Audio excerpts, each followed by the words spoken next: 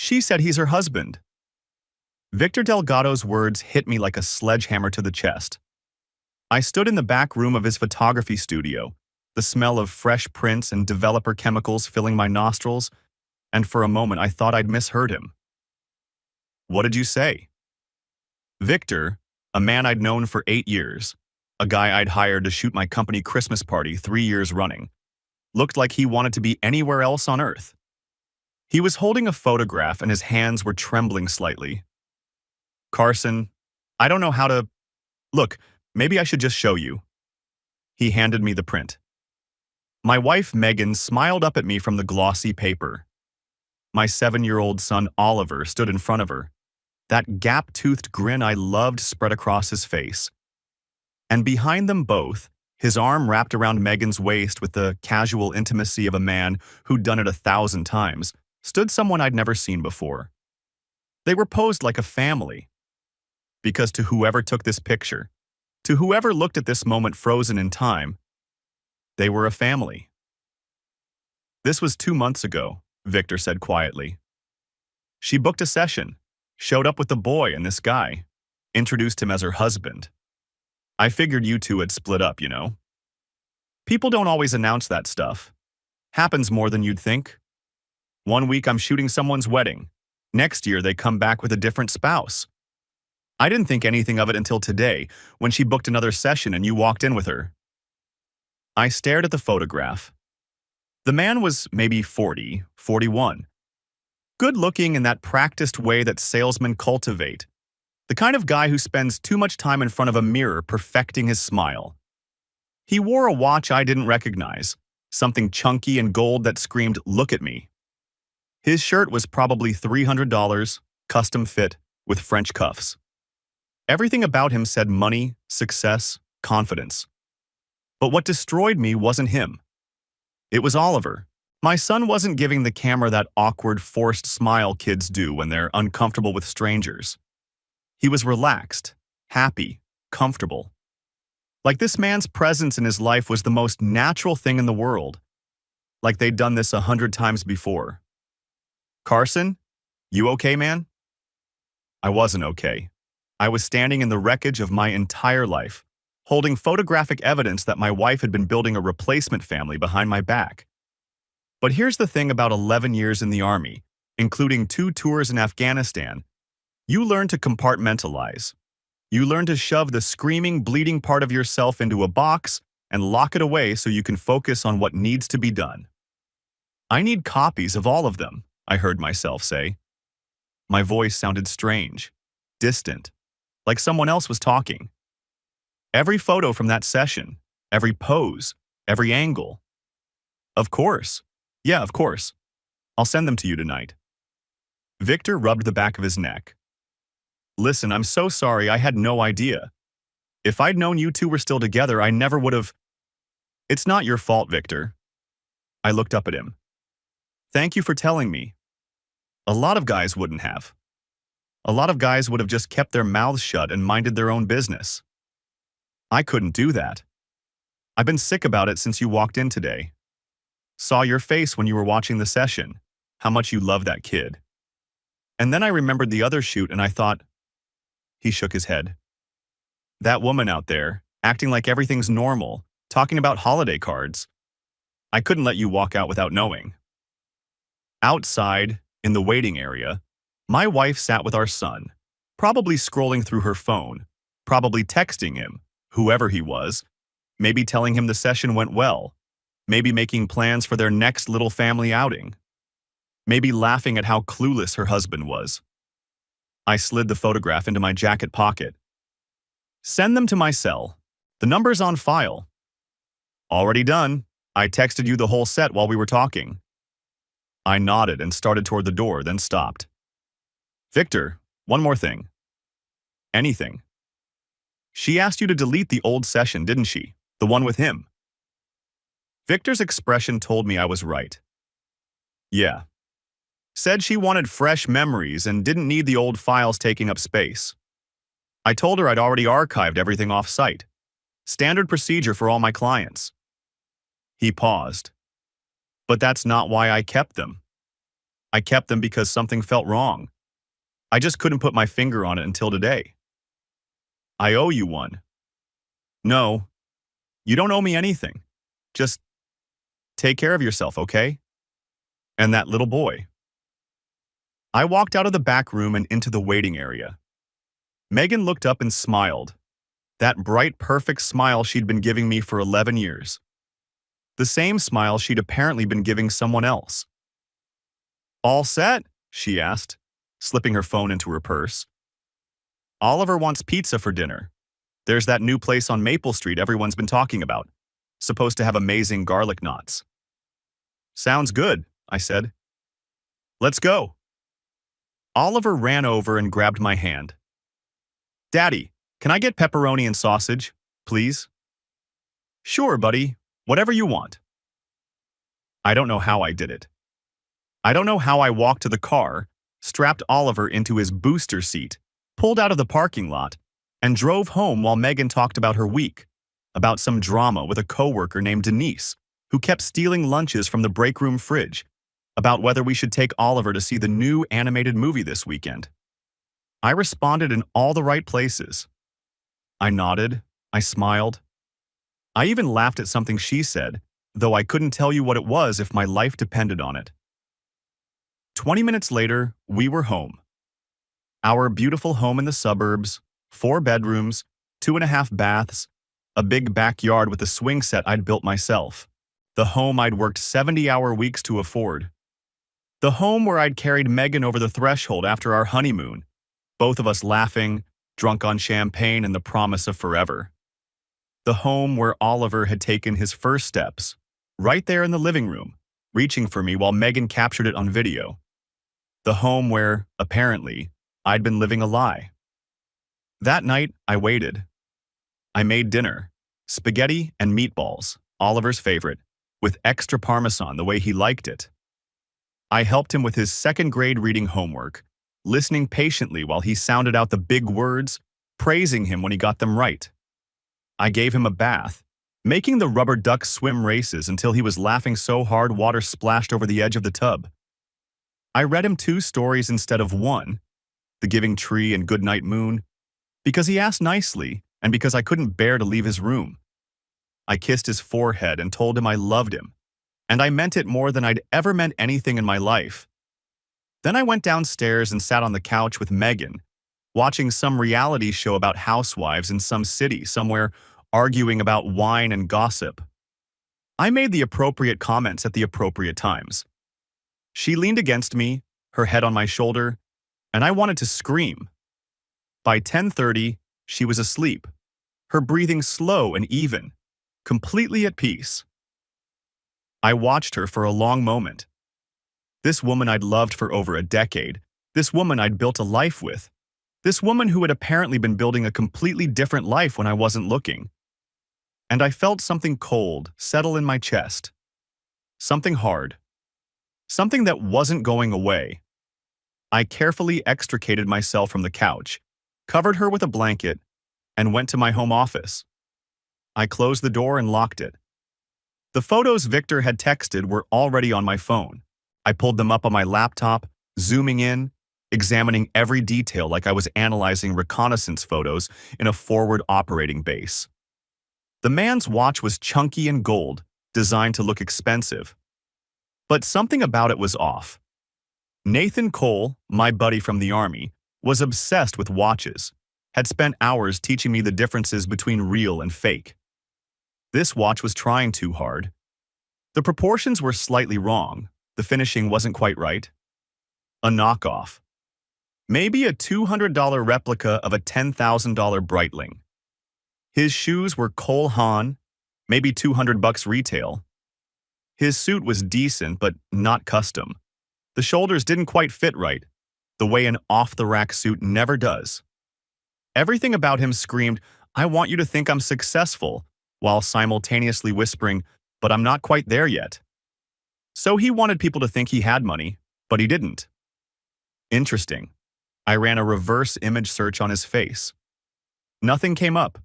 I tried different angles, different crops. Still nothing. That would have been too easy. I pulled out my phone and sent a text to Nathan. I need a favor. Urgent. Discreet. The little dots appeared almost immediately. Nathan had never been one for small talk. What's going on? Not over text. Can we meet tomorrow? Nathan responded within 3 minutes. Name the time and place. We agreed to meet the next morning, early, at a diner outside of town where nobody knew either of us. I didn't sleep that night. Around 2 in the morning, I found myself standing in the doorway of Oliver's room, watching my son sleep. His chest rose and fell with each breath.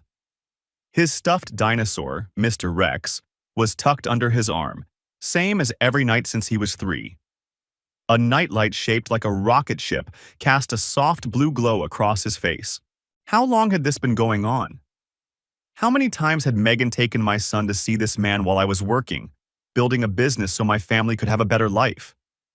How many lies had she told? How many times had Oliver been coached to keep secrets from Daddy? I thought about checking her phone. It was right there on the nightstand, probably full of evidence. Texts, photos, emails, the whole sordid story laid out in digital detail. I could have it in my hands in 30 seconds. But I stopped myself. If I checked it now, if she noticed tomorrow that her password had been entered wrong 3 times, or that her apps had been opened at 2 in the morning, she'd know. She'd get cautious. She'd cover her tracks. She'd start deleting things, warning him, maybe even accelerating whatever plan she had in motion. I needed to be smart about this, not impulsive, not emotional. I needed to be the soldier I used to be. The Starlight Diner was a 20-minute drive from my house, in a part of town where the strip malls were a little older and the parking lots a little emptier. I arrived at 7 on Sunday morning, before the church crowd hit, and found Nathan already in a back booth with his back to the wall.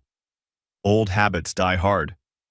Nathan Cole and I had served together in Afghanistan. We'd been through 2 deployments, countless patrols, and more close calls than I could count. We'd saved each other's lives more than once, literally, not figuratively. After we got out, he'd gone into private investigation while I'd started my HVAC company. We'd stayed close, grabbing beers once a month, helping each other move furniture when needed. When my dad died 3 years ago, Nathan was there before I even called him. He was the closest thing I had to a brother. "You look like absolute garbage," he said as I slid into the booth across from him. A cup of black coffee sat in front of him, steam rising in lazy curls. "Feel like it too." A waitress appeared. She was maybe 60, with tired eyes and a name tag that read Doris. "What can I get you, hun?" "Coffee, black, and the eggs and hash browns." "Same for me," Nathan said. He waited until she was gone, then leaned forward. "All right, what's going on?" I pulled out my phone and showed him the photographs.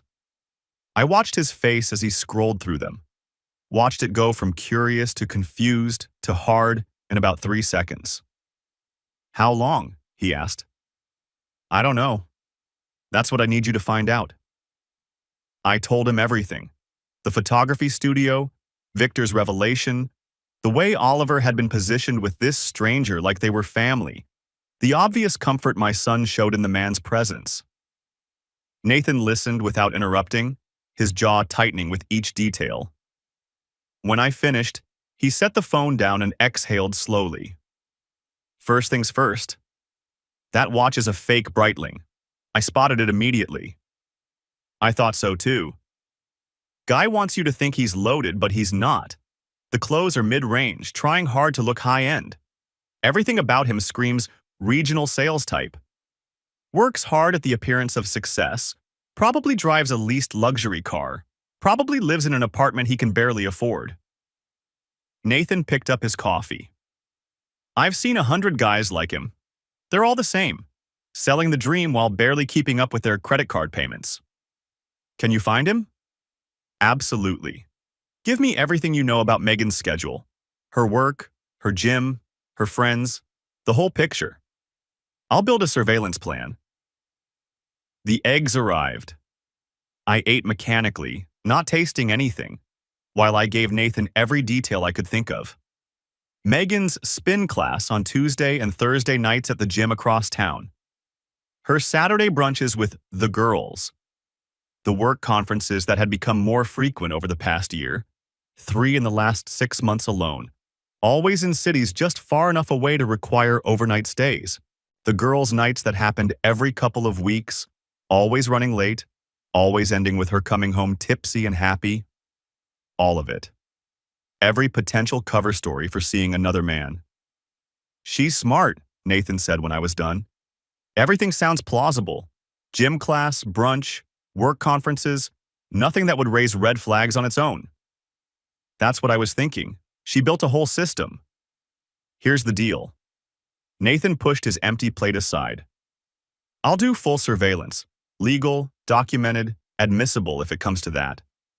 I've got a network of guys who can help, all licensed, all by the book. I'll trace what I can through shared accounts, metadata, public records. If they've been stupid, and they usually are, there'll be a trail. And if they haven't been stupid, everyone slips up eventually. It's just a matter of time and patience." He fixed me with a serious look. "But Carson, I have to warn you. This is probably going to get worse before it gets better. Once I start digging, I'm going to find things. Things you might wish you didn't know. Are you prepared for that?" "I already found out the worst thing," I said. "That my son has been living a double life because of her. That she's been teaching him to lie to me, to keep secrets from his father. Whatever else you find, it can't be worse than that." Nathan reached across the table and gripped my forearm. "We'll get through this. I've got your back, just like Kandahar." Just like Kandahar. 3 weeks later, I sat in Nathan's office, a small storefront in a quiet part of town, the kind of place that didn't attract attention, and looked at the contents of a manila folder that ended my marriage. The man's name was Tyler Ramsey, 41 years old, senior regional sales director for a mid-sized pharmaceutical company that made generic blood pressure medications. Divorced 3 years ago, his ex-wife had cited adultery and emotional cruelty in the filing. No children from the marriage, though his ex had a son from a previous relationship.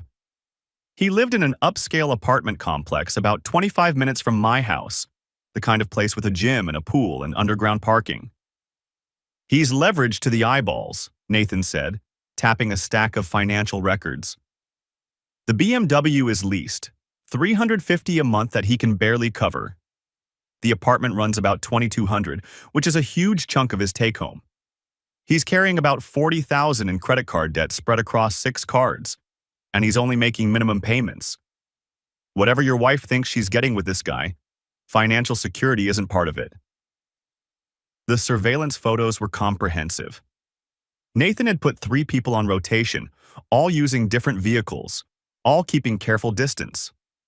Megan's car in Tyler's parking lot on Tuesday nights, Thursday nights, and 3 Saturday afternoons over the past 3 weeks. Security camera footage from his building's lobby, Nathan had a contact in the security company, showing Megan and Oliver entering together on multiple occasions. Megan and Tyler at a restaurant I'd never heard of, holding hands across a candlelit table. Megan and Tyler at a company event for her employer, her annual sales conference, the one she'd told me was just a bunch of boring presentations, with his arm around her waist as she introduced him to coworkers. She told people he was her partner, Nathan said. Multiple witnesses heard her use that exact word. "This is my partner, Tyler. Not friend, not coworker. Partner." My stomach turned. "And then there's this." Nathan handed me a printout. "Credit card statement from your shared household account. She opened a second account at a different bank about 14 months ago. She's been transferring between $800 and $1,200 a month into it ever since. The total accumulated $14,000, I said, doing the math in my head. Give or take. She's building a war chest, Carson. This isn't some impulse fling, some moment of weakness. She's been planning something." But that wasn't the worst of it. Nathan handed me another printout, An email recovered from the cloud backup on our family tablet, the one Oliver used for educational games. It was a draft message to a divorce attorney, dated 3 months earlier. Megan had been asking about custody arrangements, asset protection during separation, and, the words burned themselves into my brain, how to establish primary physical custody when the father's work schedule makes him an absentee parent. I read it twice, letting each word sink in. "She's been building a case against me," I said quietly. "For months." "Looks that way. The narrative she's setting up is clear. You're the workaholic husband, emotionally unavailable, always at work, never home for bedtime or school events. She's the devoted mother who's been holding the family together while you chase your career. Tyler's the caring, present partner who'll help her raise Oliver properly." Nathan's voice was flat. "She was going to take everything, Carson. Your son, a chunk of your business, a big portion of your assets, and she was going to make you look like the villain while she did it." I set the folder down and stared at the wall. There was a framed photo hanging there, Nathan and me in Afghanistan, both of us young and stupid and convinced we were immortal. A lifetime ago. 14 months. The affair had been going on for at least 14 months. Oliver had apparently known Tyler since before his birthday, which was 11 months ago. My wife had been sleeping with another man, introducing my son to him as a replacement father, building a secret bank account, consulting divorce attorneys, and laying the groundwork to destroy me in court. All while smiling at me across the dinner table. All while kissing me goodnight. All while saying, "I love you," with those same lips she'd been using to kiss him. The rage I felt was unlike anything I'd experienced since combat. It was a cold, focused fury, the kind that doesn't scream or throw things but plans. The kind that waits patiently for the right moment to strike. "What do I do now?" I asked. Nathan leaned forward. "You get a lawyer, a good one, the best one you can afford, and you don't let her know you know anything until you're ready to strike first." The following Sunday, I took Oliver for ice cream. This was our tradition, just the two of us, every Sunday afternoon without fail. We'd go to the little place on Oak Street, the one with the hand-painted sign and the bell over the door. He'd get chocolate with rainbow sprinkles, and I'd get butter pecan because I was boring and old. We'd sit on the bench outside and watch the cars go by, making up stories about where the people were going. "That red truck is going to a dragon fight," Oliver had decided last week. "The driver is a knight, and he has a sword in the back." I loved these afternoons more than almost anything in my life. "Daddy," Oliver said, chocolate smeared around his mouth like war paint. "Can we go to the zoo next weekend? Please? They have a new baby elephant, and Tommy from school said it's really cute." "Maybe, buddy. We'll see how the week goes." I watched him eat, my heart breaking in slow motion. This innocent little boy who had no idea he was a pawn in his mother's game, who had no idea that he'd been used as a prop in someone else's fantasy life. "Hey, can I ask you something? Just between us?" Oliver nodded seriously. He loved secrets. "Your mom has friends from work, right? Does she ever bring any of them around when I'm not home?" Oliver's face scrunched up in thought. "Sometimes. There's Tyler. He's nice." My stomach dropped, but I kept my voice casual. "Easy, just a dad making conversation." "Yeah? How's he nice?" "He lets me play video games on his big TV. He has an Xbox One, and he has all the Lego games. And he bought me a juice box that one time, the grape kind." Oliver licked his spoon clean. "He said maybe we'll go to Disneyland someday. All three of us." I felt like someone had punched me in the chest. All three of us. Tyler and Megan and Oliver. The new family. "How long have you known Tyler, buddy?" Oliver shrugged. "A long time. Since before my birthday. Since before his birthday. Since before he turned 7. Nearly a year of my son being groomed to accept another man as part of his life. Nearly a year of Megan teaching him to keep secrets from Daddy. to live a double existence, to pretend everything was normal when it wasn't. Does Tyler ever come to our house? No, Oliver shook his head. Mommy says Tyler's house is for special visits, like a clubhouse.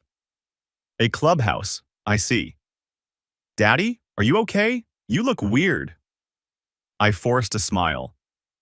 I'm fine, buddy. Just thinking. Hey, you want to stop at the park before we head home? Swing on the swings for a bit? Yeah. I finished my ice cream, drove Oliver to the park, and pushed him on the swings until my arms ached. I chased him around the jungle gym, caught him at the bottom of the slide, and tickled him until he begged for mercy. I was present for every single moment, drinking in his laughter like it was water, and I'd been dying of thirst. Then I took him home, made him dinner, read him stories, and tucked him in. That night, alone in my truck in an empty parking lot, I fell apart. I don't know how long I sat there. Long enough that my eyes burned and my chest ached and my throat was raw. Long enough to let out every ounce of grief and rage and betrayal that I'd been holding inside for 3 weeks. 15 years of loving someone who had apparently never loved me back. 11 years of marriage that had been a performance. And a son. My beautiful, innocent son, who had been weaponized against me. When it was over, I dried my face, started the engine, and made a list. Patricia Holloway's office was on the 7th floor of a glass tower downtown, the kind of building that charges $40 just to park. Her reputation preceded her. Aggressive, meticulous, expensive. She'd handled some of the most contentious divorces in the county over the past decade, including several involving business owners and complicated custody situations. Her win rate was remarkable. I sat across from her desk, modern, glass, probably cost more than my first car, and handed her Nathan's entire file. She spent 45 minutes going through it, her expression unreadable. When she finished, she closed the folder, set it aside, and looked at me with sharp blue eyes. Your wife has been very busy, so I've noticed. Here's the situation, Mr. Blake. She folded her hands on the desk. Based on this email to the divorce attorney, the pattern of financial transfers, and the evidence of her introducing your son to her affair partner as part of an established relationship, she's clearly been preparing to file for divorce. My professional opinion? She's waiting until after the holidays. It's a common tactic. People don't want to be seen as the one who ruined Christmas. It makes them appear more sympathetic in front of a judge, more reasonable. So she files in January, plays the victim, and tries to take my son and my money. That would be my assessment, yes. Her draft email specifically mentions using your work schedule against you to establish primary custody. She's been building a narrative. You as the absent father, her as the devoted mother. Mr. Ramsey would presumably be presented as the stable partner who can help provide a 2-parent home. What do? Trish leaned back in her chair. We beat her to the punch. You file first, control the narrative from day one, and present the evidence before she has a chance to spin her story. She thinks she's ahead. We show her she's already behind. What about Oliver? The evidence of your son being introduced to her affair partner as part of a replacement family is significant. That photograph from the studio, her telling the photographer that Mr. Ramsey was her husband, that's documented proof that she's been actively working to alienate your son from you and prepare him to accept another man as his father. It shows intent. It shows planning. Combined with the financial deception, the secret bank account, and the draft email outlining her custody strategy, I believe we have strong grounds for an emergency motion for temporary primary custody pending final divorce proceedings. I nodded slowly. What do you need from me? Keep doing exactly what you're doing.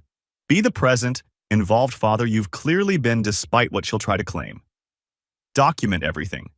Your time with Oliver, your participation in his school activities, your involvement in his daily life. Record conversations with your wife if they seem relevant. This state allows one-party consent for recordings. And whatever you do, do not confront her. Don't change your behavior. Don't give her any indication that you know anything. We want her comfortable and complacent until the papers are served. When? Trish pulled up her calendar on her computer. I can have everything ready by early December. We file on the 2nd, serve her papers that evening, and the motion for temporary custody gets heard within 2 weeks. Before Christmas. December 2nd. That gave me 3 weeks to prepare. 3 weeks of pretending I didn't know my entire marriage was a lie. 3 weeks of sleeping next to a woman who had betrayed me in every possible way. One more thing, Trish said as I stood to leave. My investigator did some additional digging on Mr. Ramsey. Your friend's intel was good, but we found something he missed. Tyler Ramsey isn't just financially precarious. He's currently in an active custody dispute with his own ex-wife. And there are documented concerns about his judgment. Specifically, he has a pattern of introducing his son, his ex's son, technically, to multiple girlfriends in rapid succession, creating instability for the child. His ex-wife's attorney has filed multiple motions about it. So he's done this before. It appears so. Whatever fantasy your wife has constructed about their future together, the reality is that she's chosen a man who is financially unstable, professionally at risk, and has a documented history of poor judgment regarding children. Trish smiled thinly. Juries love patterns, so do judges.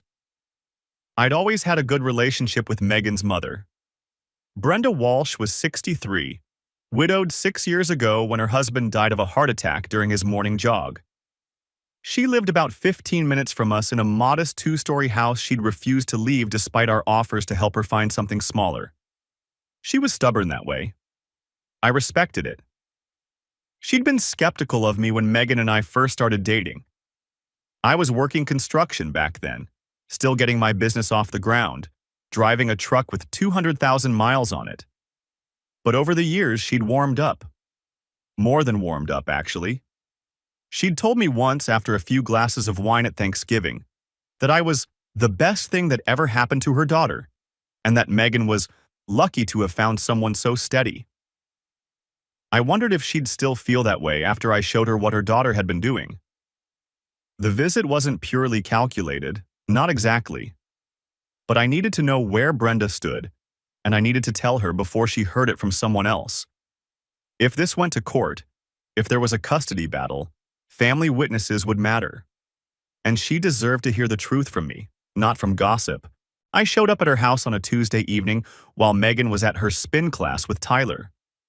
Brenda seemed surprised to see me but invited me in warmly, offering coffee and asking after Oliver. We made small talk for a few minutes. Weather, Oliver's school, her garden club drama. Then I set my phone on her kitchen table and showed her the photograph from Victor's studio. Brenda went pale. Her hand trembled as she picked up the phone, zooming in on the image. Who is that man? His name is Tyler Ramsey. He's been seeing Megan for at least 14 months. She's taken Oliver to his apartment multiple times. They've gone on trips together. Times she told me she was at work conferences. She told the photographer that Tyler was her husband. Brenda stared at the photo for a long time. When she looked up, her eyes were wet. But there was something else there too. Something that looked almost like resignation. Like this confirmed a suspicion she'd been afraid to voice.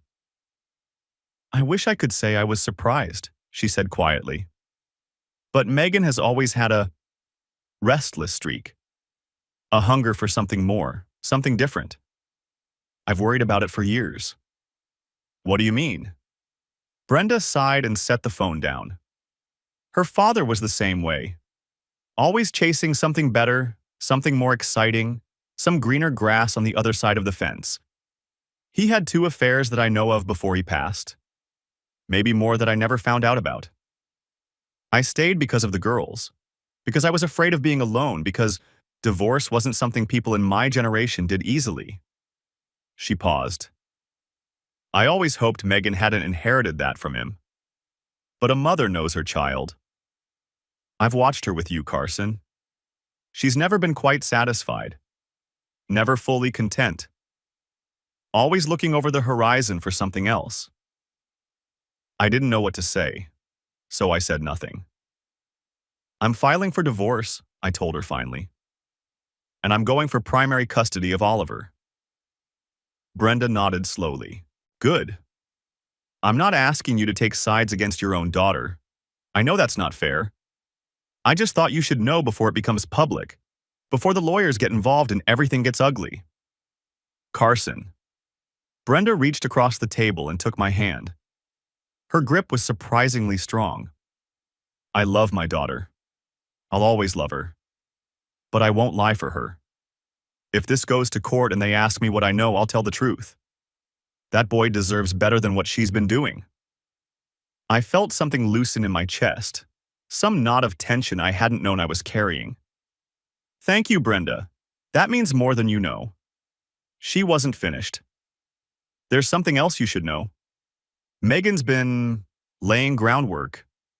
With the family, I mean. For months now, she's been telling people things about you. That you're controlling, emotionally unavailable, that you work too much and neglect her and Oliver. My sister believes every word of it. Megan's been crying on her shoulder since the summer, playing the poor, neglected wife. So there it was. The narrative Trish had warned me about. Megan had been building her case not just with lawyers, but with family members who could serve as character witnesses. Planting seeds of doubt, constructing a version of events that painted me as the villain. Has she brought Tyler around? I asked. To family things? Brenda hesitated. Once, at my sister's birthday dinner, 2 months ago, Megan introduced him as a friend from work. But I saw how they looked at each other. The way he touched her back when he thought no one was watching. Everyone saw it, Carson. We all knew something was going on, even if nobody said it out loud. The affair had been normalized. Some of Megan's relatives already knew, or at least suspected, and they'd said nothing. They'd watched me at holiday dinners and birthday parties, knowing what was happening behind my back, and they'd kept their mouths shut. I stood up to leave. Brenda walked me to the door. I'm sorry this is happening, she said. You deserved better than this. You've always been good to her. Better than she deserved, maybe. So did Oliver. December 2nd fell on a Monday. I spent the weekend acting normal, or as close to normal as I could manage without losing my mind. We went to Oliver's soccer game on Saturday. I cheered from the sidelines while Megan scrolled through her phone, probably texting Tyler, probably telling him how boring this all was. I took Oliver to the zoo on Sunday, just like he'd asked. We saw the baby elephant, her name was Rosie, and Oliver declared it was the best day ever. Megan seemed relaxed, happy even. Lighter than usual. She probably thought she was weeks away from executing her perfect plan. Christmas would pass, New Year's would pass, and then she'd file her carefully prepared paperwork and watch everything she wanted fall into her lap. She had no idea what was coming. That Monday morning, I went to work like usual. Kissed Oliver goodbye at the bus stop. Told Megan I'd be home by 6, that I was thinking about picking up Thai food on the way. She smiled and said that sounded perfect, and something in her eyes, some secret satisfaction, made me want to put my fist through a wall. Instead, I smiled back and drove to work. At 4:30, Trish filed the divorce petition. At 4:32, she filed the emergency motion for temporary primary custody of Oliver. At 4:45, she emailed me confirmation that everything was on the court docket. I left work early and picked up Oliver from his after-school program. I told him we were going to hang out at the Hendersons' house, our neighbors with the friendly golden retriever Max, while Daddy took care of something at home. Mrs. Henderson, who I'd confided in 2 days earlier, welcomed him warmly and promised lots of cookies and cartoons. Then I drove home and waited. Megan got back around 5:30, just as the sun was starting to set. She walked in carrying grocery bags, already talking about the Thai food and whether we should watch that documentary about penguins that Oliver had been asking about. And she stopped cold when she saw me sitting at the kitchen table. I didn't have Thai food, I had a folder. "You're home early," she said. Something flickered across her face. Not quite fear, more like confusion, like a puzzle piece that didn't fit. "Everything okay?" "Put the bags down. Sit." Something in my voice made her freeze. She set the groceries on the counter slowly, her eyes never leaving my face, and walked to the table. Her movements were careful now, cautious. "Carson, what's going on? You're scaring me." I slid the divorce papers across the table. She picked them up. I watched her face as she read, watched the color drain from her cheeks, watched her eyes go wide, watched her mouth open and close as she tried to find words that wouldn't come. What is this?" "You know what it is." "I don't understand. Why are you doing this?" Out of nowhere, with no warning, no conversation. I opened the folder and laid out the photos. One by one. Tyler's apartment complex with her car in the parking lot. Security footage of her entering the building with Oliver. Megan and Tyler at the restaurant, holding hands. Megan and Tyler at her company event, his arm around her waist. And finally, the family portrait. Megan, Oliver, and Tyler, posed as a happy family, the word husband still echoing in my ears. She stared at the pictures like they were venomous snakes. "You've been spying on me? That's your takeaway from this? Not, 'I'm sorry,' not, 'I can explain,' but 'you've been spying on me?'" Her expression shifted. I watched it happen in real time. The shock giving way to calculation. The calculation giving way to offense. The pivot. The strategy. She was scrambling to find the angle that would put her back in control. "This is insane. You hired someone to follow me? What kind of controlling, paranoid behavior is that? This is exactly what I've been talking about, Carson. This is exactly why I've been so unhappy. You told a photographer that Tyler Ramsey was your husband." My voice was flat. Dead. "You posed for family portraits with him. You've been taking our son to his apartment for almost a year, teaching him to keep secrets from me. You opened a secret bank account and transferred $14,000 into it. You consulted a divorce attorney 3 months ago and asked how to establish primary custody when the father is, and I quote, 'an absentee parent.'" Each sentence hit her like a slap. By the end, she'd stopped trying to mount a defense. Her face was gray. "How do you know all this?" "It doesn't matter how I know. What matters is that I know. Every lie, every deception, every scheme, the whole ugly picture. Was it my mother? Did she tell you?" Megan's voice rose. "That meddling old woman never liked me. Always thought you were too good for me. Your mother didn't tell me anything until after I already knew. She wasn't part of this." "Nobody betrayed you, Megan. You betrayed yourself." I stood up. "Oliver is staying with me tonight, tomorrow, for the foreseeable future. Your attorney can contact mine. Her information is in the papers." Megan stood too, and now the tears started. Real or fake, I couldn't tell anymore, and it didn't matter. "Carson, please, can we just talk about this like adults? I made a mistake. I know I made a terrible mistake, but we can work through this. Couples survive affairs. We can go to counseling. We can rebuild trust. A mistake is forgetting an anniversary. A mistake is saying something hurtful in an argument. What you did was build an alternate life for 14 months. You brought another man into our son's world and taught Oliver to think of him as a second father. You told people Tyler was your husband. You posed for family photos.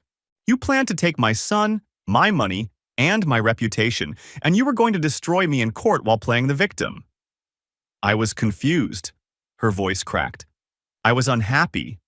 You're never here, Carson. You work 70 hours a week, you come home exhausted, you fall asleep on the couch. I work because I'm building something for this family. I work because I want Oliver to have opportunities I never had. Because I wanted to give you a good life." I shook my head. And while I was doing that, While I was pouring everything I had into us, you were playing house with a man who can't even pay his credit card bills. Her face twisted. What is that supposed to mean? Tyler's broke, Megan. His whole life is financed by debt. That BMW? Leased? That apartment? One missed payment away from eviction. He's carrying $40,000 in credit card debt. Whatever future you thought you were building with him, it was a fantasy. You gave up everything real for a man who can't afford his own dinner. For a moment, I saw genuine shock on her face. She hadn't known. She'd bought his performance completely. The expensive watch, the nice clothes, the fancy restaurants. She'd believed the lie because she wanted to believe it. That's not... He told me his company was expanding.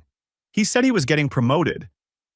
His company put him on administrative leave 2 weeks ago. Something about a morality clause in an affair that involved a child being used as a prop. I grabbed my keys off the counter. I'm going to get Oliver now. Don't be here when I get back. I walked out before she could say anything else. I didn't trust myself to stay calm if I looked at her for one more second. The temporary custody hearing was scheduled for December 18th. Megan hired an attorney named Sandra Webb, competent enough, well-regarded in local circles, but not in Trish Holloway's league. Webb tried her best with what she had, counterfiling for primary custody and painting me as a workaholic who neglected his family obligations in pursuit of business success. It didn't work. Trish presented our evidence methodically, professionally, devastatingly.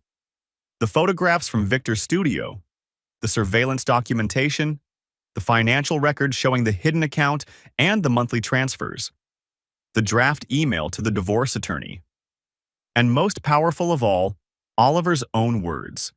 Statements obtained through a licensed child psychologist in carefully controlled sessions, specifically designed to avoid any appearance of coaching or manipulation. Tyler lets me play games on his big TV. He said maybe we'll go to Disneyland someday. All three of us. The judge's face tightened as he listened. Brenda Walsh testified. She confirmed that Megan had been laying groundwork for months, telling family members that I was controlling and emotionally unavailable. She confirmed that Tyler had been introduced to the family and that his relationship with Megan had been apparent to everyone present. She confirmed that she believed Oliver's best interests were served by remaining with his father. Webb tried to suppress the photographs as invasion of privacy. The judge shut that down in about 30 seconds. Photos taken in a professional studio, with the photographer's cooperation, were absolutely admissible. Mrs. Blake chose to have those photographs taken, the judge noted. She cannot now claim privacy was invaded. The final nail came from Tyler's own history. His ex-wife's attorney had provided documentation of his pattern of introducing children to multiple girlfriends in rapid succession. His current custody arrangement was restricted specifically because of concerns about his judgment. His professional status was in question. Your Honor, Trish said in her closing, this case is not about a mother who made a single mistake in a moment of weakness. This is about a 14-month pattern of deliberate deception. Deception that included introducing the party's minor child to an affair partner, positioning that man as a replacement father, coaching the child to keep secrets, and systematically building a false narrative designed to alienate the father and seize custody. The evidence is overwhelming, and the best interests of the child require that he remain in the primary custody of the parent who has not engaged in this pattern of manipulation and deceit. The judge's ruling was swift. I was granted temporary primary physical custody of Oliver. Megan was granted supervised visitation until a full custody evaluation could be completed. When we walked out of the courthouse, Megan looked at me with pure hatred burning in her eyes. I didn't say anything. I just walked to my truck, drove home, and made Oliver his favorite dinner. Without the custody ruling to hold them together, Megan's fantasy life collapsed in a matter of weeks. I heard it from Nathan, who was still keeping an eye on things at my request. Tyler had apparently decided that legal complications and professional consequences were too much drama for his taste. When Megan showed up at his apartment looking for support, looking for the partner who was supposed to make everything better, he told her he needed space and wasn't in a position to take this on right now.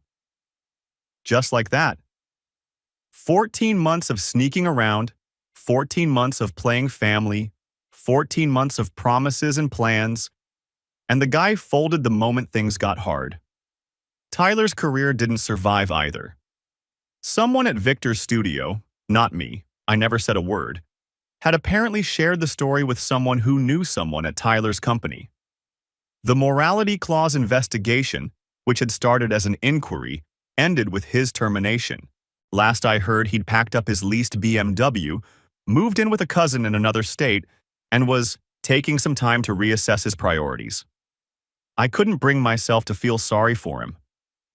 3 weeks after the custody hearing, just before Christmas, Megan showed up at my door. It was evening. Oliver was doing homework in his room, and I almost didn't answer when I saw her through the peephole. But I figured we'd have to talk eventually. There were logistics to work out, schedules to arrange, a divorce to finalize. I stepped out onto the porch and closed the door behind me. She looked terrible. Thin, exhausted, with dark circles under her eyes. No makeup. Hair pulled back in a messy ponytail. She was wearing sweatpants and an old college hoodie. Nothing like the polished, put-together woman she'd been a few months ago. "Can I come in?" she asked. Her voice was small. "No." "Carson, please, I just want to talk. 5 minutes." "Then talk. Here." She took a shaky breath. "I made a terrible mistake. I know that now. Tyler wasn't what I thought he was.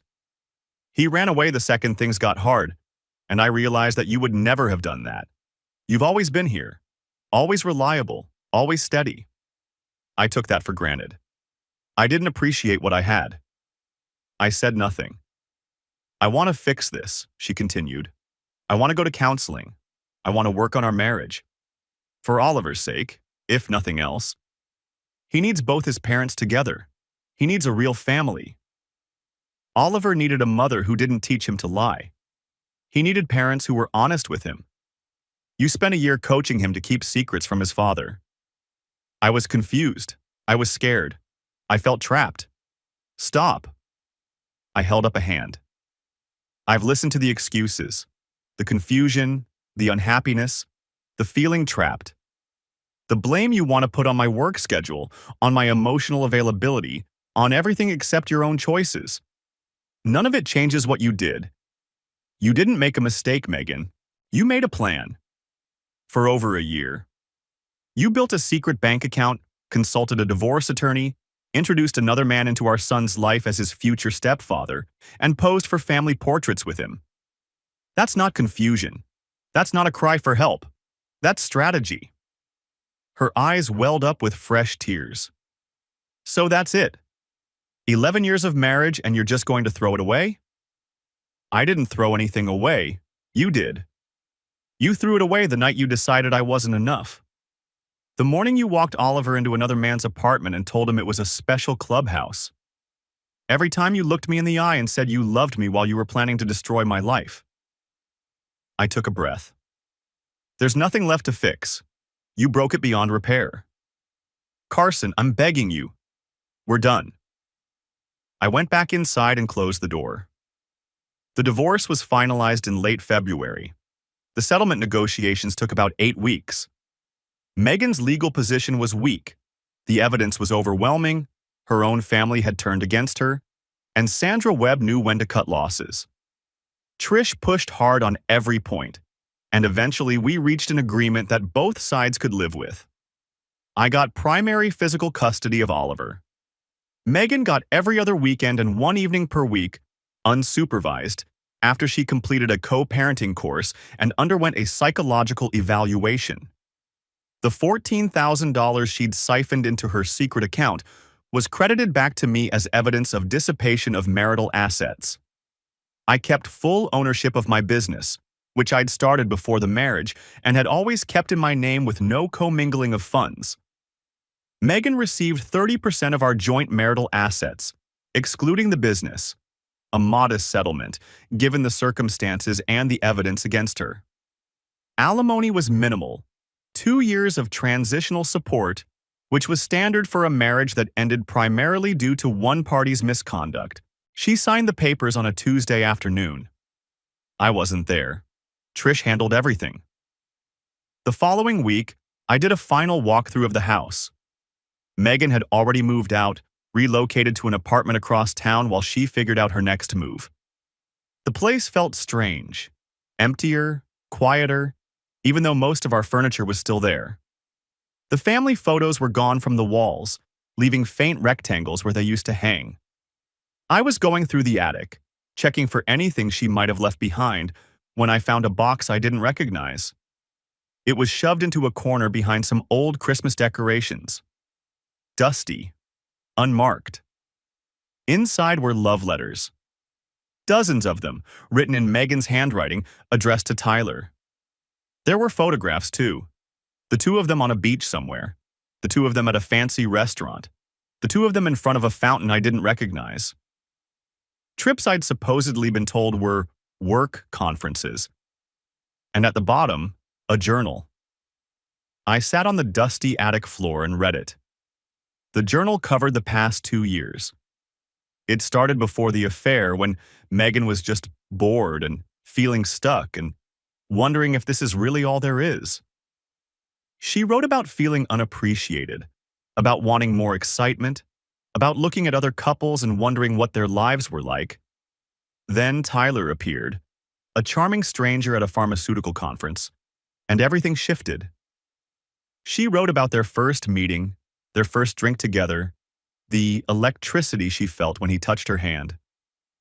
She wrote about lying to me, about the thrill of getting away with it, about how alive she felt when she was with him. And then she wrote about me. Carson is fine, he's stable, reliable, a good provider. But he's boring. There's no passion, no spontaneity. I feel like I settled for safety when I was young and scared, instead of waiting for someone who could really see me. Tyler understands me. When I'm with him, I remember what it's like to be desired, to be wanted, to be interesting.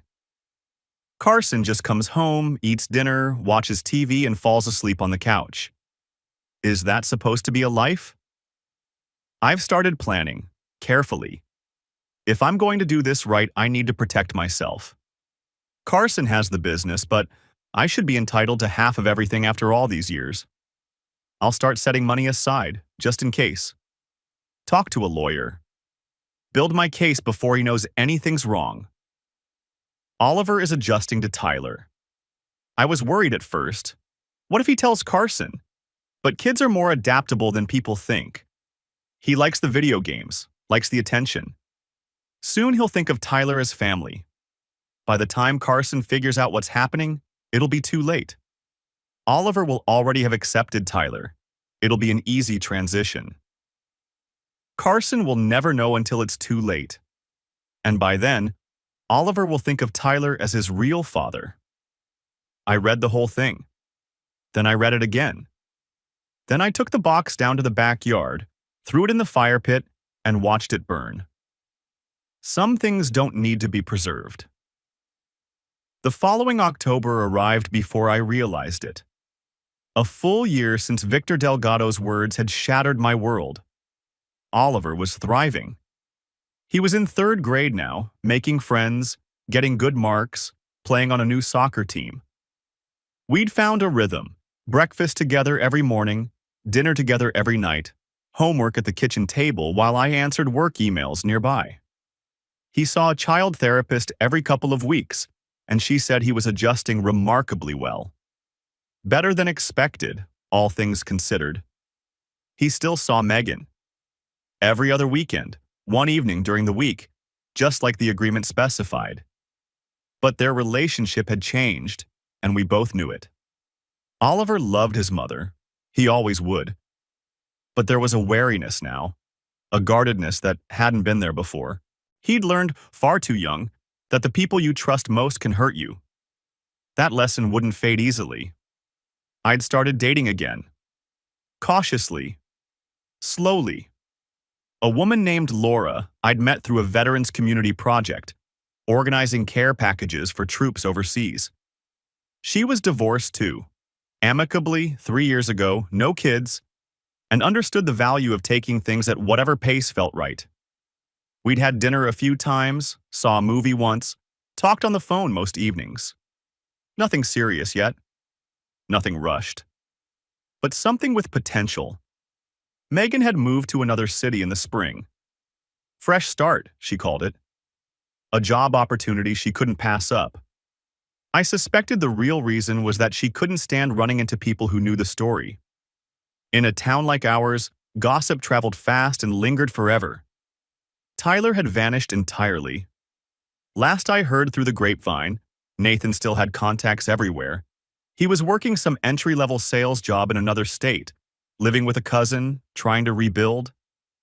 I didn't think about him much anymore. He wasn't worth the space in my head.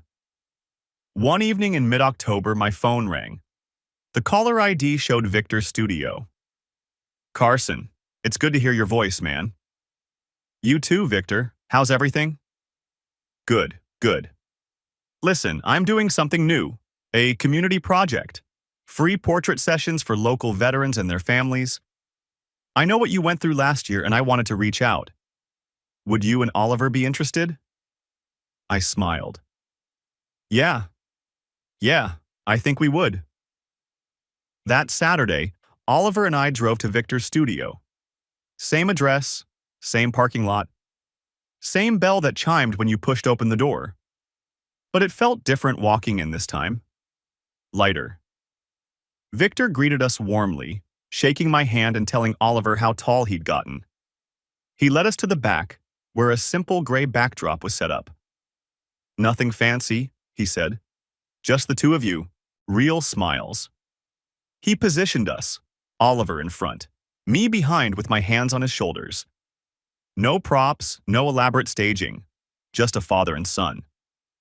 "Ready?" Victor raised his camera.